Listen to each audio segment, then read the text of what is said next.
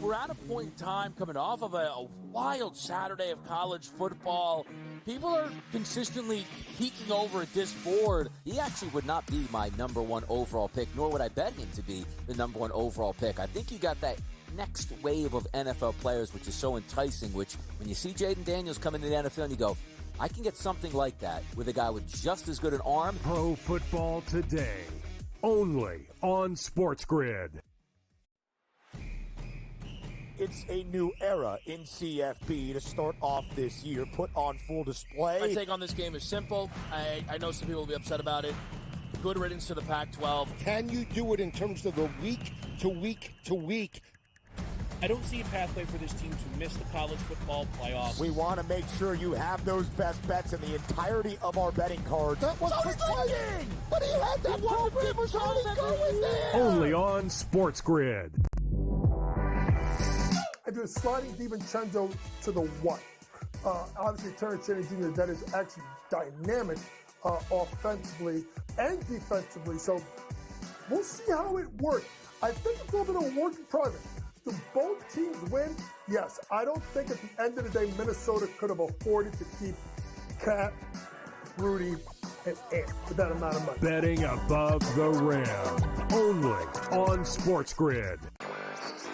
I think the Washington Commanders are one of the best bets to win it all, or at the very least win the NFC. Their offensive line, I do want to say one thing. It's very average. The coaching is good. They're getting good coaching from Bobby Johnson, their line coach. Here from the Giants, but they've kind of overachieved. Let's call it like it is. Daniels has taken them up. Look, that division's not very good, and they could very well win it over the Eagles, and the Cowboys. They're not a Super Bowl team. Newswire. Only on Sports Grid.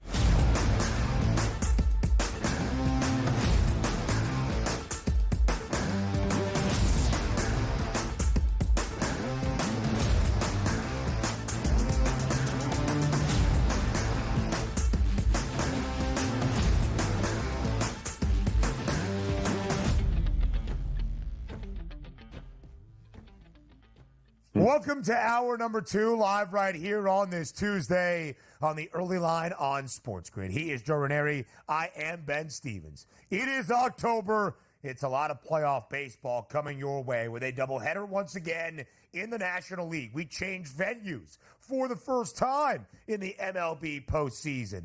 We will head up to Queens at Citi Field. The Mets and the Phils tied at a game all. We'll head down to San Diego in the Southern California rivalry, where there's a lot of bad blood spilling over after game number 2. Also tied at a game apiece. In fact, Joe, in all 4 of our division sets around the MLB postseason, we are tied at a game all. Not just October baseball. We'll talk a little bit about the NFL at the conclusion of Week 5, entering Week 6, the injury updates, the roster decisions that must be made. And we'll take an early look at a college football slate on Saturday that is as good as you will see. All of that in this second hour. Yeah, going to be a whole lot of fun here. And I can't remember, when was the last time the Mets actually played a game at home? It feels like they've been on the road for the last 2 months here, Ben. It's kind of crazy. So I hope all of those games go to a game 5. Nothing would be better for Major League Baseball. And it's looking like we could be trending that perspective as of right now. What a series it has been between the two divisional foes from the NL East in the NLDS, the Mets and the Phillies. For a 4th consecutive game for New York on the road in all 4, a lead has been changed, or at least the game tied in the 8th inning or later. The only issue for the Amazons on Sunday night, it was the Phillies walking it off in the home half of the 9th, courtesy of Nick Castellanos. In a game that featured a lot of lead changes and ties, the Phils evened it up at a game apiece. So Philadelphia back to the outright series favorite as we get ready for game number 3 tonight at Citi Field. Joe, how competitive do you think this series is going to be when all is said and done? Yeah, I think what you see here is what you get. The Mets, it's no doubt they have been one of the best teams down the stretch here, Ben, to put themselves in this spot here. And if you'd have told me, hey, listen, the Mets go to Philadelphia, they split, the Mets would have taken that any day of the week. Now they get to finally come back home. Sometimes what happens with these underdogs like the Mets, you do a whole lot of bonding down the stretch when your playoff lives and careers depend on it. And, you don't have all the distraction of the family and the friends at home. So sometimes going on the road and being away for as long as they were, that's a really, really good thing for this team. And all the quotes out of the locker room pretty much tend for me to believe that this team found a little something together down the stretch when their backs were against the wall. No doubt about it, Joe. 24-33 at the end of May, starting June 1st, and now into the postseason. The best record and win percentage in all of MLB. But the Phillies do remain the series favorites, as you might expect. But it was a larger number entering the set. It was a shorter number after the Mets take game number one. Again, rallying with 5 runs in the 8th inning. Now the Phils, a slight series favorite outright. Peculiar number in the series spread. The Phillies getting a game and a half, even as the set favorite, but you got to lay 390 of juice. 4.5 games is the series over-under for the amount of games that will be played. Slight juice on the over. Could we see it get to a winner-take-all? Game 5 back in Philadelphia at the bank later this week. So let's talk game number 3. Aaron Nola gets the start tonight for Philadelphia on the road in Queens. Sean Manaea gets the nod for the Mets. Manaea has faced off against Philadelphia 3 times this year, 10 earned given up in 3 starts. Even recently, to end out August, he faced off, or September rather, he faced off against Philadelphia. Total is 7. Juice on the over. We have seen both of the 2 games hit the over in this set so far, and the Phils a slight road favorite. -110 is now -112 money line. That the number in favor of the Fightins. What do you make of game number 3? Who takes the series advantage? Well, who takes this series advantage is which bullpen can actually hold down the comeback that is eventually going to happen, Ben, in the 7th, 8th, or 9th inning between these 2 teams. And I think, listen, we gave Philadelphia an edge simply because we had a little bit more faith that their starting pitching could pitch longer into the games. The thing that Philadelphia had advantage-wise was the Mets had to use every arm they had. They had to activate Senga. They were looking for guys, any guys to hobble together to throw out there because they have had to use everybody. The Phillies, hey, listen, if I can throw Wheeler and get him out there 7 innings, 7, 8 innings, and not have to rely on that bullpen, which could very well blow up their entire season, great. They're going to need the same thing from Nola tonight. They're going to need 6, 7 strong innings out of him, and they got to have a lead heading into the late innings because that bullpen cannot be trusted for Philadelphia, and the same can be said about the Mets. So the longer, whoever starting pitcher goes longer, that team in all likelihood is going to win the game. It is a good point, Joe. Sean Manaea got the start last week in Milwaukee. It was the game in Game 2. The Mets lost to the Brew Crew. He wasn't bad. 5 innings of work. Did allow 2 earned runs and a home run to Jackson Chourio very early on. Let's get to the other National League Division series that has also been between heated divisional rivals in Southern California, the Padres and the Dodgers. Of course, the lengthy delay at the end of Game 2, fans, which they should never do, throwing objects on the field in the direction of Jurickson Profar. Manny Machado jawing with the dugout of his former team, telling Jack Flaherty to meet me outside. Listen, we've got some juice here in October, but San Diego was dominant in Game 2. 10-2 the victory for the Padres. They mashed 6 home runs as a team. Jackson Merrill getting involved. A home run and 3 ribbies in the game. Fernando Tatis, 2 long balls in the game. Fernando Tatis in this series, Joe, 5 for 8 at the plate. 2 homers, 3 RBIs, 2 doubles, 5 runs scored. So San Diego has evened the set as they return home, and now they're the series favorites. We'll show you why, because of how substantial the line is in favor of the Padres with Michael King on the bump for Game 3 in just a minute. But, Joe, do you agree? Should the Padres be favored to win the National League Division Series over the Dodgers? Absolutely, they should. Look at this. Look at the starting pitching matchup tonight. Michael King versus, come on, people. The 6 home runs in that game for the Padres, right? A 10-2 absolute demolishing. And they had to do it on the road, hostile environment when, boy, oh boy, it would have been easy to fold, but they didn't. They didn't because they have a better bullpen. They have better starting pitching. And the argument can be made, lineups 1 through 9, both these teams very capable. What separates these two teams? The pitching. And the pitching is clearly in favor of the Padres, who head home now. They have the better bullpen, and they certainly have the better starter on the mound tonight. And that's the story, Joe. Michael King gets the nod tonight for San Diego. The Padres are greater than $1.50 favorite at home against the Dodgers. You might be thinking, well, Walker Buehler's out there. He's one of the staples of this starting staff. Oh, boy, not this year, as he has tried to respond from multiple injuries in a 2-year absence. San Diego is correctly the strong home favorite tonight in Game 3. Yeah, then they should be, Ben, in a big, big, big way. 1-6 in 16 starts this season with nearly a 6 ERA for Walker Buehler. Yeah, I'm good. I'm good with laying $1.50 with the Padres.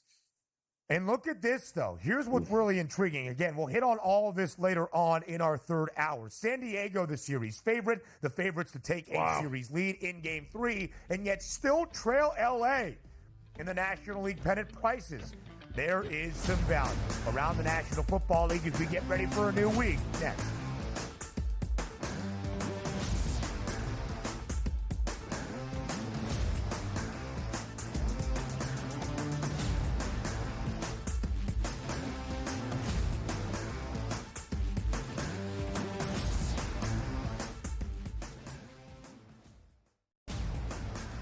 He already has more than 1,000 yards. The last 3 running backs to win the Heisman, Derrick Henry, Mark Ingram, Reggie Bush, did not have more than 650 in their opening 5 games of the year. Ashton Genty on pace to strike the pose in December. Statistics matter. Blow every record out of the water, and he will be a Heisman. Disgraceful performance by the head coach, not Gene. The Early Line, only on Sports Grid.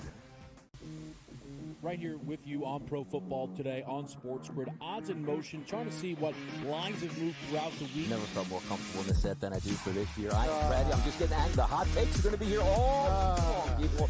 What in the world is going on in Miami, Dom? It's not particularly anything to shy away from just because many people are on top of it. Hot take, hot take. I think this line is asking you once again to take New Orleans. Pro Football Today, only on Sports Grid.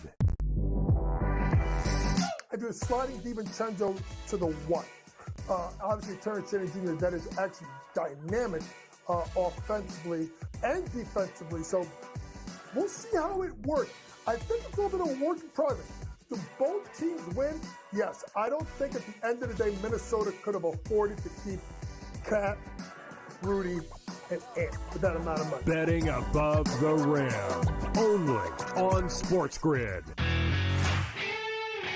I do think they come back, and I think they win this game, but they've got to do it decisively. I think they've got to get that confidence back because they went out there, and like I said earlier, Kentucky almost beat Georgia. Kentucky almost did beat Ole Miss, and I think what you're going to see in this conference, if you don't play well and you're a top 10 team in the SEC, you're going to get knocked out by one of those top 25 teams in the SEC if you're not ready to play. Powered by Sports Grid.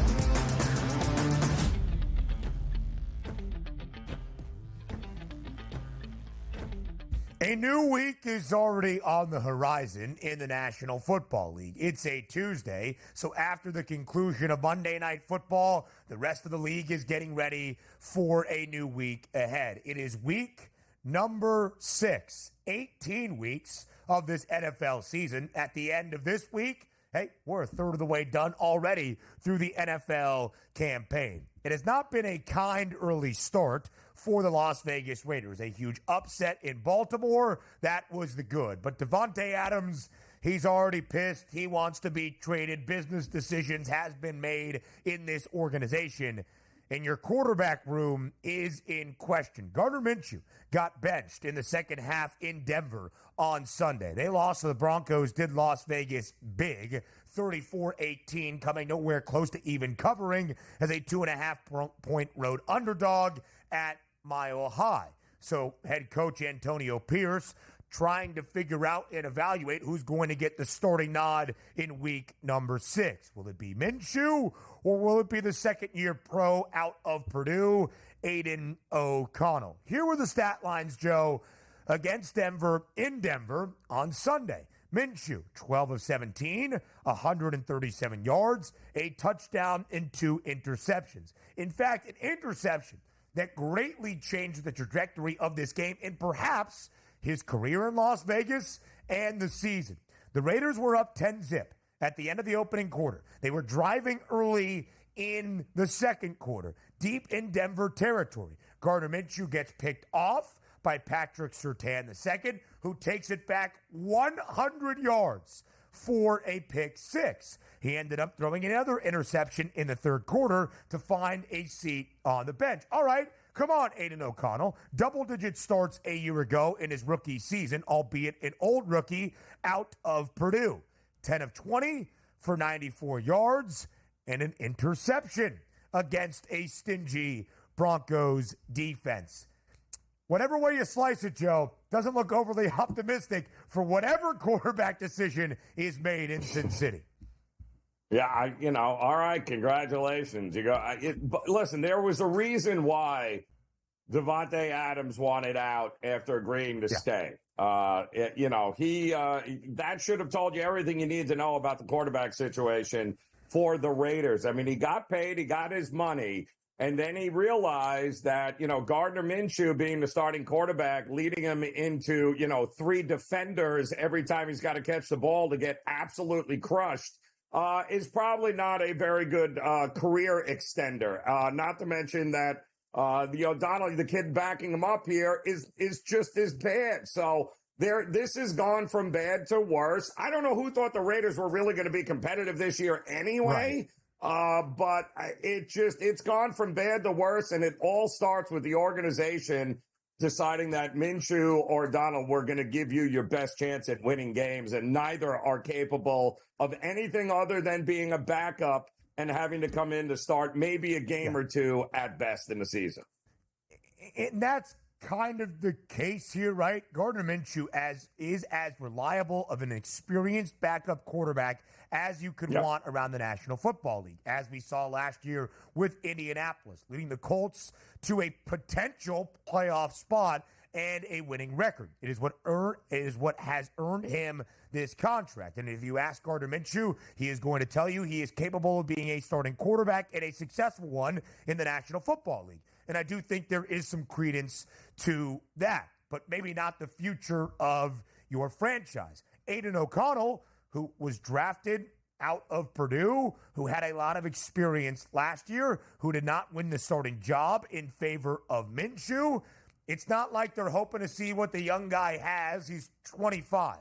It's why the Raiders, Joe, before this season even got underway, expected to probably be one of the worst teams in the NFL, at least with one of the worst records, 6-11, 7-10, more than likely drafting in the top 10. It's why every mock draft had a quarterback, whoever that might be from the college ranks, being drafted by Las Vegas. Carson Beck, Shedeur Sanders, Quinn Ewers, whoever it might be, going to Las Vegas. There was already a thought they would be having a quarterback change starting in 2025. It's just happening earlier than maybe anticipated in 2024. You saw the win total for Las Vegas, 6.5. The under has the juice at -134.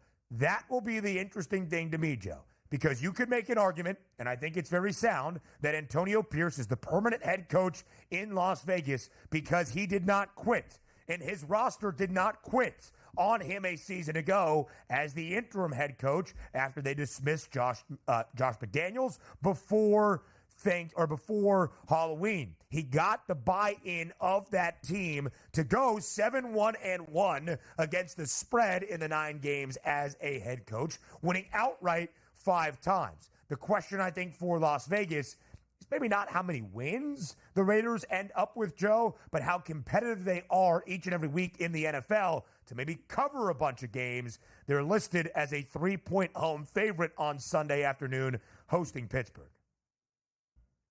Which is kind of funny in its own right there. Listen, the bottom line to me is defensively, you still have one of the best edge rushers in the game there, provided you can keep him healthy there. They've got some nice pieces, but listen, Pierce has been a head coach, and his style is that you're going to need to be able to run the ball and play defense in low-scoring games.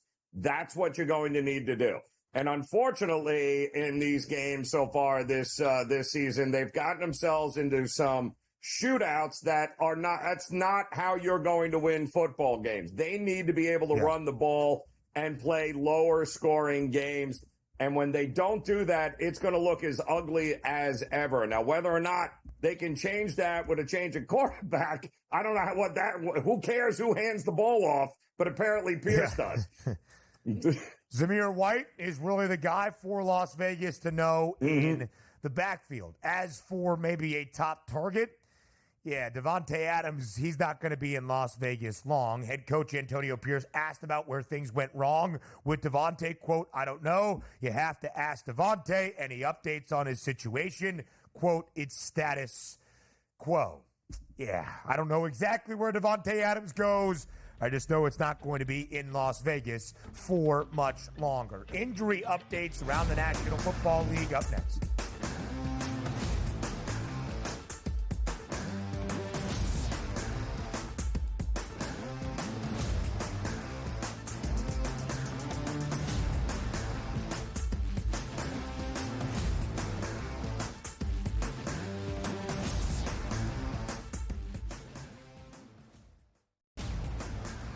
He already has more than 1,000 yards. The last 3 running backs to win the Heisman, Derrick Henry, Mark Ingram, Reggie Bush, did not have more than 650 in their opening 5 games of the year. Ashton Genty on pace to strike the pose in December. Statistics matter. Blow every record out of the water, and he will be a Heisman. Disgraceful performance by the head coach, not Gene. The Early Line, only on Sports Grid. Right here with you on Pro Football Today on Sports Grid. Odds in motion, trying to see what lines have moved throughout the week. Never felt more comfortable in this set than I do for this year. I'm ready. I'm just getting angry. The hot takes are going to be here all long. What in the world is going on in Miami, Dom? It's not particularly anything to shy away from just because many people are on top of it. Hot take. I think this line is asking you once again to take the loan. Pro Football Today, only on Sports Grid. I do a sliding DiVincenzo to the 1. Obviously, Terrence Cheney Jr., that is actually dynamic offensively and defensively. So we'll see how it works. I think it's a little bit of a work in progress. Do both teams win? Yes. I don't think at the end of the day, Minnesota could have afforded to keep Cat, Rudy, and Ant for that amount of money. Betting above the rim, only on Sports Grid. I do think they come back, and I think they win this game, but they've got to do it decisively. I think they've got to get that confidence back because they went out there, and like I said earlier, Kentucky almost beat Georgia. Kentucky almost did beat Ole Miss, and I think what you're going to see in this conference, if you don't play well and you're a top 10 team in the SEC, you're going to get knocked out by one of those top 25 teams in the SEC if you're not ready to play. Powered by Sports Grid.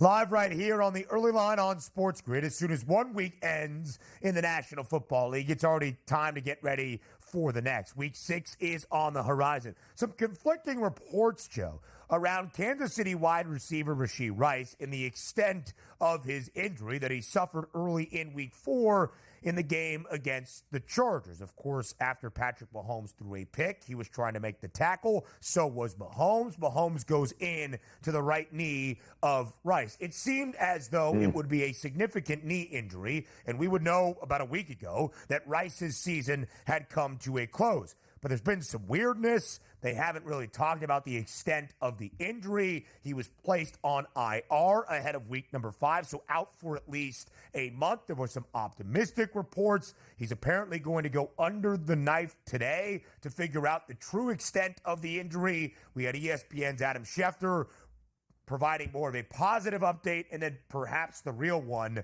from NFL Network's Ian Rappaport. While Chiefs star Rashee Rice's season is expected to be over, he did receive positive news today from Dr. Dan Cooper. Rice needs his LCL repaired, but there is a chance that's the only ligament to be repaired. He expected to make a full recovery. So I'm not sure if the fear was, hey, this guy might not be ready even for the start of 2025 based on how gruesome the knee injury was. And this is the good news, but I don't think it means that Rashee Rice comes back by the time we get to mid-December. I don't think it's even remotely close. I don't understand what the confusion is here or why we're pretending like it's anything other than what we saw for our own eyes here. Very strange. I don't know if it has something to do contractually, Ben, or I don't understand why they're trying to play coy with the health of that knee and this player who clearly is not going to be a factor for them this year. I don't even know how you come back from something like that. So I'm just shocked that it's taken doctors this long to figure out what they're going to do with the knee. I mean, is there something that doctors in the NFL have not seen before, Ben? Is that possible? Yeah, I would doubt it, right? And we had the Pro Football Doc, Dr. David Chow, on the show last week at the end of the Week 4 Sunday slate, and he said, listen, it's pretty easy to determine if there is a torn ACL or what the structural damage is. He did not anticipate Rice being back at any point in 2024, and neither would I, despite the slightly conflicting reports. Adam Schefter then following up on his first kind of optimistic report, saying Rice's season is more than likely done. Rashee Rice, at a point, was the leading receiver in the National Football League. Currently, at the end of 5 weeks, that's Houston's Nico Collins. In fact, he is the only guy with more than 500 yards. He's got 567, Joe, and he exited Houston's win on Sunday against Buffalo early after a long touchdown toss from C.J. Stroud, where he came up a little bit limp because of a hamstring injury. The Texans immediately after the game said, hey, it's day-to-day. We'll monitor Nico Collins' status moving forward. Now they are calling it week to week. Not the best sign that Nico Collins will play on Sunday if they even need him against New England. Yeah, no. Well, I mean, listen, there were a few injuries concerning in that Houston game as guys were starting to get banged up. Their running back situation isn't great. They do have enough depth in wide receiver, which is great, but that's still not a great that's not a great loss for them at all. So I do think that injuries starting to pile up a little bit here for Houston, which is concerning. And the fact that they won that game is good against Buffalo, but in a lot of aspects, they probably shouldn't have. The Texans are 4-1, but they're just 1-3-1 against the spread, covering last week, closing as a slight 1.5 favorite at home against Buffalo. They're a full touchdown favorite on the road in New England on Sunday. Interesting situation with one of the promising young wide receivers in Green Bay, at least entering this year. Romeo Doubs didn't show up to practice last week. They had to suspend him. He then came back to the facility yesterday, met with the team. It went well, reportedly, and now he is going to be back at practice starting today for a new week as Green Bay gets ready to host Arizona at Lambeau on Sunday. The Packers a 5.5-point favorite against a good Cardinals team in terms of covering numbers as an underdog. Very strange situation going on there. I don't know what to make of that with them, but, you know, a lot of very young, promising wide receivers on that team. Be great if they made themselves available for Jordan Love. That would be great. I mean, Tucker Kraft, the second-year tight end from South Dakota State. What a stud. Imagine if Devontae Adams didn't like Derek Carr so much, was in that offense. Anyway, that's for another time. More on the early line next.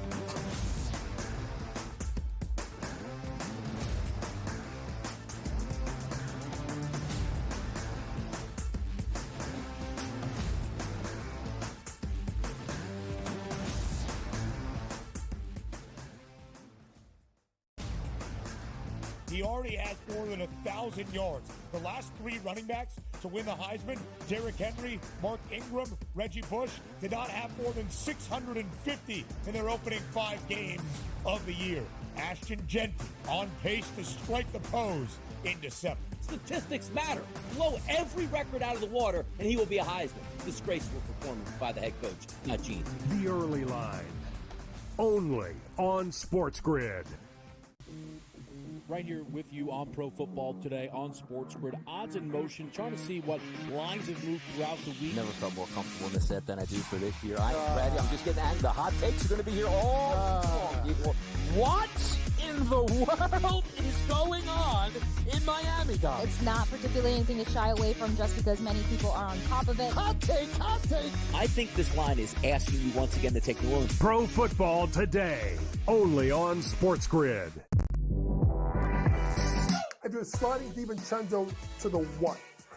Obviously, Terrence Shannon Jr., that is actually dynamic offensively and defensively. So we'll see how it works. I think it's a little bit of a work in progress. Do both teams win? Yes. I don't think at the end of the day, Minnesota could have afforded to keep Cat, Rudy, and Ant for that amount of money. Betting above the rim, only on Sports Grid.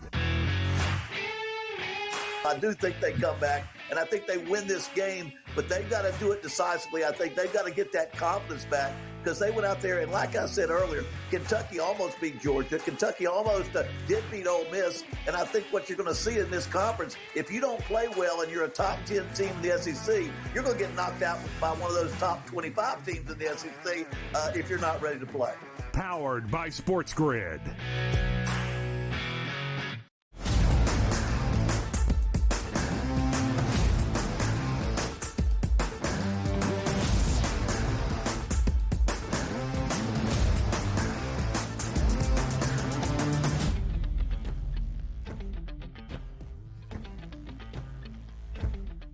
The end of one NFL week means an update on the futures for the rest of the National Football League season. We look at the MVP odds at the conclusion of week number 5, and we scratch our heads once again. Listen, I love the Kansas City Chiefs. They should be the AFC title favorites. They should reach a third consecutive Super Bowl. But Patrick Mahomes should not be the NFL MVP favorite. Don't listen to me. Listen to Patrick himself, who has said time and again over the last few weeks that he is not playing up to the caliber that he needs to or expects. He did not throw a touchdown last night. He should have. Juju Smith-Schuster kind of dropped one that popped up in the air and led to an interception for the big man, Colin Saunders. So that's not really on Mahomes, who did throw for more than 330 and was dicing up New Orleans' secondary on Monday night. But overall, the stats still look like this. 6 touchdowns to 6 interceptions. If you want to make him one of the favorites because nobody has taken the front-running seat, fine. But at plus 230 as compared to everybody else at 6-1 or greater, what are we doing? Lamar Jackson has the numbers to back it up, but I think it's voter fatigue. Shouldn't there also be voter fatigue with another guy in Mahomes that has won 2 MVP awards in the last 6 seasons? I mean, I guess I really shouldn't care that much. Mahomes is leading the Chiefs to a perfect 5-0 start, but still, Joe, it just kind of boggles the mind. Well, I think it really has more to do, Ben, with the books protecting themselves here in week 5. Are they really going to give you an opportunity to get Mahomes at 6-1, 7-1 in week 5 and 6 right now? And then all of a sudden he rattles off unbelievable numbers down the stretch and wins every game. They're just not going to expose themselves to give you or us an opportunity to take him at anything more than what that number is right now. The question is, how much faith do we have in anybody else, let's say by week 13, Ben, having racked up enough quality numbers and stats and perception that they are better than Mahomes and deserve? Because let's say they're undefeated. Let's say they're 13-0 heading into week 14. What would his number be then? So I think they're just protecting themselves at this point.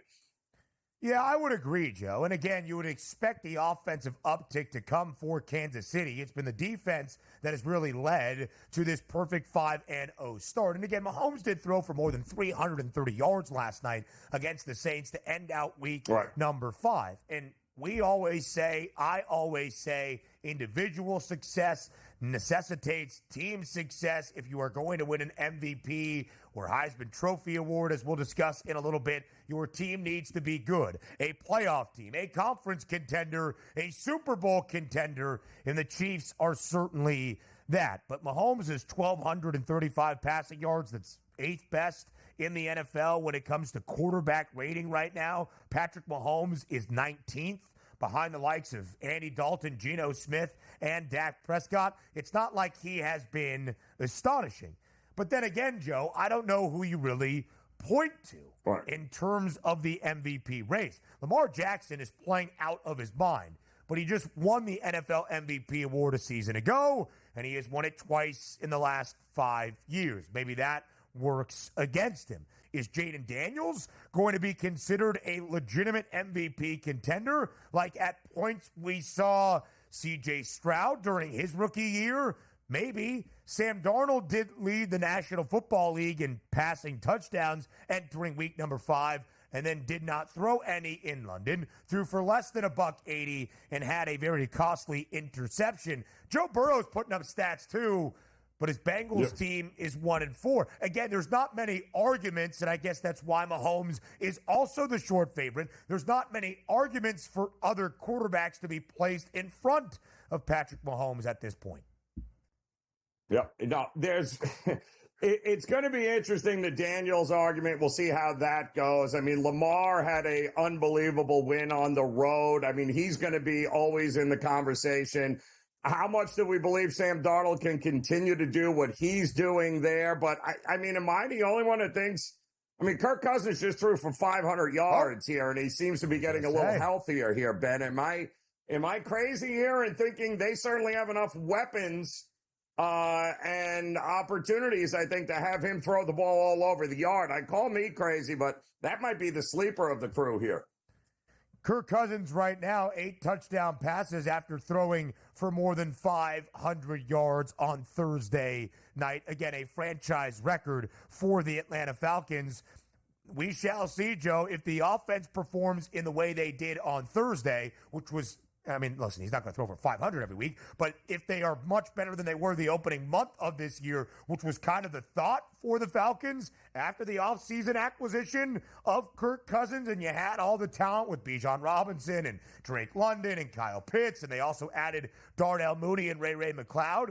Yeah, it's not a bad look. Again, as much as I am kind of condemning Patrick Mahomes being the short favorite to win the NFL MVP award, I'm not sure I would tell you, hey, that guy presents a ton of value at this moment. You see Jaden Daniels, who is the odds-on favorite to win Offensive Rookie of the Year at a greater than $2 price, already have the 5th best number, 5th best at 11-1 to win the NFL MVP award. I'm just going to mention a couple of names that I think could move up the board if their teams are good, which I think they are.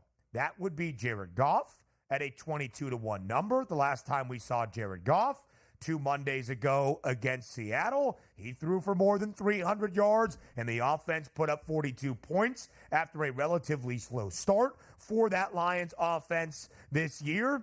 And here's another name to just keep an eye on, Baker Mayfield. He did not throw for all that many yards, and the Buccaneers coughed up a game on Thursday night in Atlanta, but he still has 11 touchdown passes this year. He is one of 3 guys, alongside Joe Burrow and Sam Darnold, that has thrown for at least 11 touchdown passes, or at least more than double digits or more. I still think, Joe, that Tampa is going to be a winning football team, contending with Atlanta for the NFC South, or at least a playoff berth in the NFC. I would keep an eye on Baker Mayfield as well. Listen, very efficient. Playoff, some experience now coming back in a very winnable division. There is nothing not to like, or at least at this point in the season, Ben. These are the kinds of guys you got to have if you're going to take a shot and you're going to tie up some money. And he's a guy that you might want to consider, because you got to believe Tampa at the end of the day, and Atlanta are the two that are going to battle it out when it's all said and done.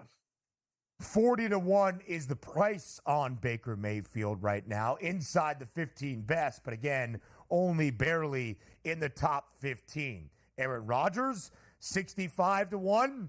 Maybe that's an indication of where this season goes for the New York Jets. You were hoping Aaron Rodgers would look like the two-time reigning NFL MVP that went back-to-back in 2020 and 2021. Instead, he looks like a 40-year-old quarterback off a torn Achilles who had his worst career statistical season in 2022. Not a good sign. Joe, last year, part of the MVP conversation was Christian McCaffrey. Of course, he has not played this year for San Francisco, but there was a thought, hey, if anybody can keep a quarterback from winning the NFL MVP award, it might be CMC. Saquon Barkley, shortest non-quarterback price, albeit at 75-1. Yeah, it's non-quarterbacks are going to be tough here, Ben, because of the injuries, are they not? And that's going to be the problem that we have. Are they going to have that kind of impact on the game and for their team moving forward? There's usually always one, but at this point, I don't know that anybody is stuck out. Usually Jefferson would have been a guy I had said that we should probably consider, and still may be a guy we want to consider if they keep winning games. And I do want to just mention quickly Josh Allen, off to an MVP start, but the last 2 weeks has not been great. 9 of 30 against Houston. We'll talk some college football next.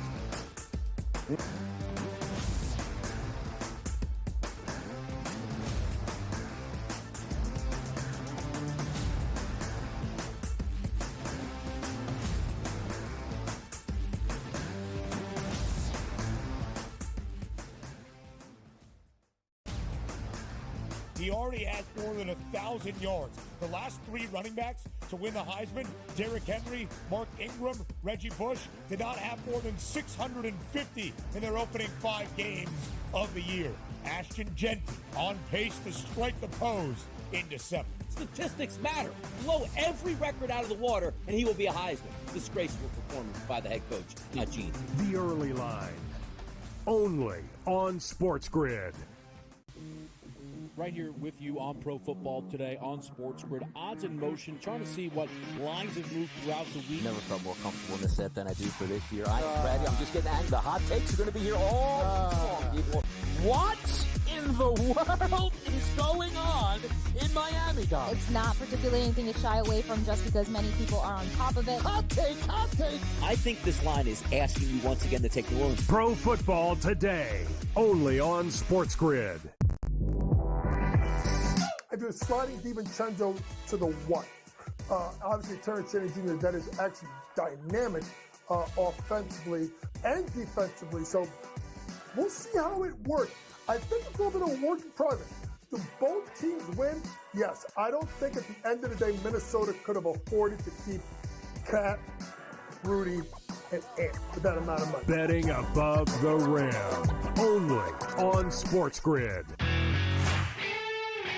I do think they come back, and I think they win this game, but they've got to do it decisively. I think they've got to get that confidence back, because they went out there, and like I said earlier, Kentucky almost beat Georgia. Kentucky almost did beat Ole Miss, and I think what you're going to see in this conference, if you don't play well and you're a top 10 team in the SEC, you're going to get knocked out by one of those top 25 teams in the SEC if you're not ready to play. Powered by Sports Grid.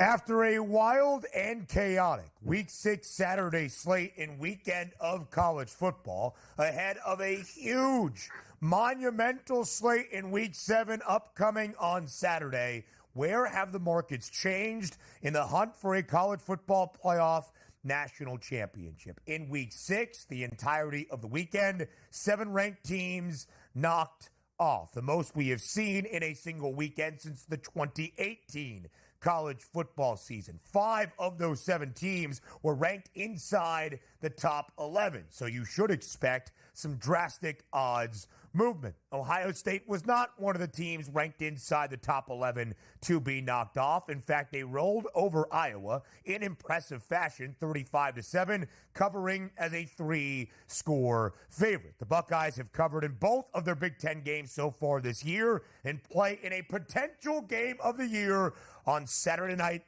in Eugene, inside Autzen Stadium against Oregon. So Ohio State, Joe, entered last week as the national championship favorites, even 10 cents in front of Alabama, despite the Crimson Tide's huge win over Georgia to end out September. Well, Alabama gets beat. Many others inside the top 11 lose a little bit of steam. Ohio State's number grows shorter, plus 290. Texas didn't play last week. Their number got better by a $0.50 ahead of the Red River rivalry on Saturday in Dallas against Oklahoma. Georgia bounced back with a win, albeit a non-cover, against Auburn. Their price lessens by $1 as well. And although Alabama suffered a crushing defeat to Vanderbilt, who had not beaten the Crimson Tide since 1984, I still think, Joe, one of the beauties of this new era and climate in college football with the expanded CFP, Alabama is still going to be one of the 5 best teams throughout the entirety of this year. Yeah, they got to shore up the defense and do so right away. But the price is not 65-1 now. It's still plus 650. That's how it looks at the top of the country in college football.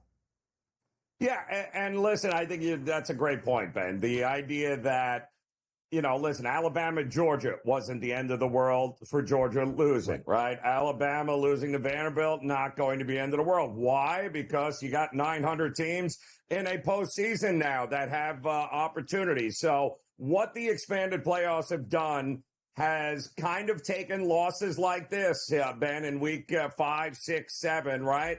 And they've kind of mitigated them a little bit. Doesn't mean that they're out of the season. It just means their room for error now is basically slim to none. So it's going to be interesting to see how this unfolds. But again, not terrible loss by Alabama on the road against Vandy. Not one that we should have been surprised with, given the letdown spot there for them. But at the same time, it's not season ending. That would have been last year, year prior, or ever. That would have been the end of the Alabama's chances of a national title in week 6, a loss like that.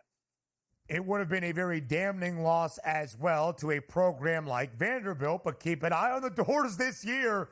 3-2 straight up, a perfect 3-0 against the spread, all against power conference competition, winning outright as a 22.5-point dog on Saturday in Nashville. So there you see the drastic movement. Georgia at a point when they were getting crushed by Alabama in the opening half 2 Saturdays ago did get as long as 9-1, now down to plus 450. Oregon, a huge game on Saturday against Ohio State that we'll talk about in just a moment. Tennessee has seen its price double from 10-1 to 20-1. Miami hasn't lost yet this year, Joe. One of 2 teams alongside Indiana that is bowl eligible already after 6 weeks of this college football campaign, and yet they have barely survived in the last 2 weeks, courtesy of the ACC Review Center. So that price a little bit longer as well. 18-1 now becomes 20-1, where we thought it was Miami and then everybody else in the ACC.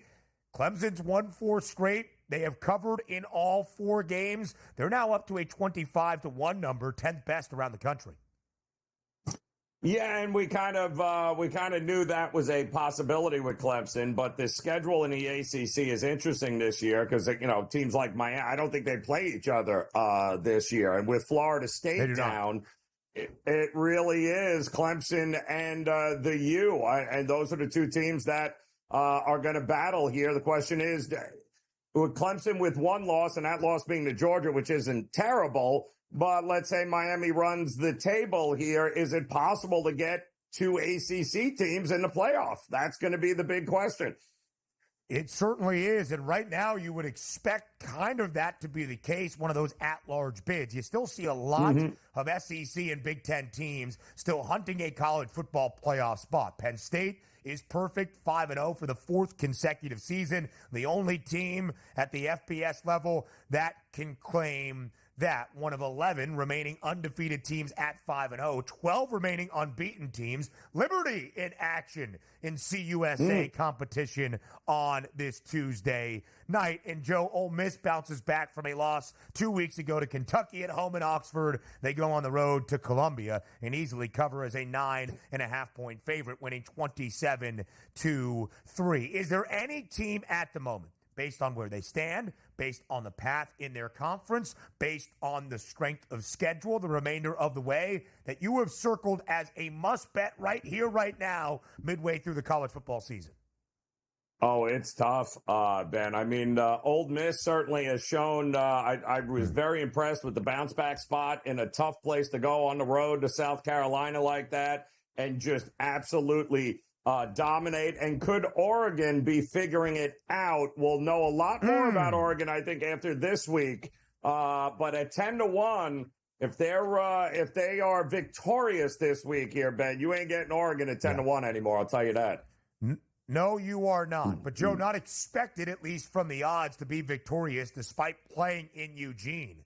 The Ducks a 3.5-point underdog at home Saturday night against Ohio State, who is covered in each of its first two Big Ten games. They have been at least a 3-score favorite, has Ohio State, in all 5 games this year, but by far their biggest test of the season. Oregon, meanwhile, 5-0, but just 1-4 against the spread. Heisman Trophy talk, Ashton Jeanty talk next.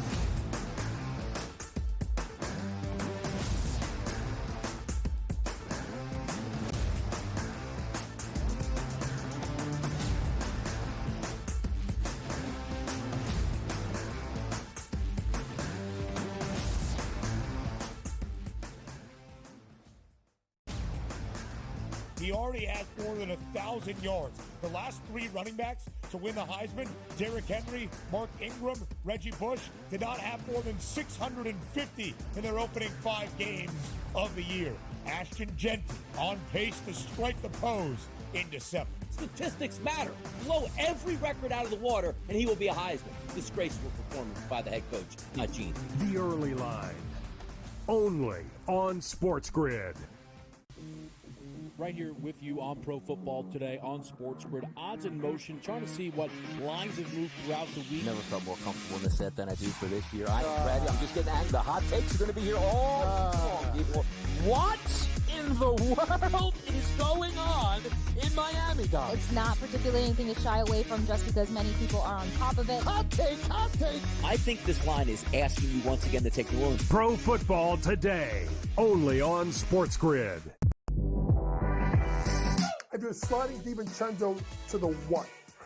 Obviously, Terrence Shannon Jr., that is actually dynamic offensively and defensively. So we'll see how it works. I think it's a little bit of a work in progress. Do both teams win? Yes. I don't think at the end of the day, Minnesota could have afforded to keep Cat, Rudy, and Ant for that amount of money. Betting above the rim, only on Sports Grid. I do think they come back, and I think they win this game, but they've got to do it decisively. I think they've got to get that confidence back because they went out there, and like I said earlier, Kentucky almost beat Georgia. Kentucky almost did beat Ole Miss, and I think what you're going to see in this conference, if you don't play well and you're a top 10 team in the SEC, you're going to get knocked out by one of those top 25 teams in the SEC if you're not ready to play. Powered by Sports Grid.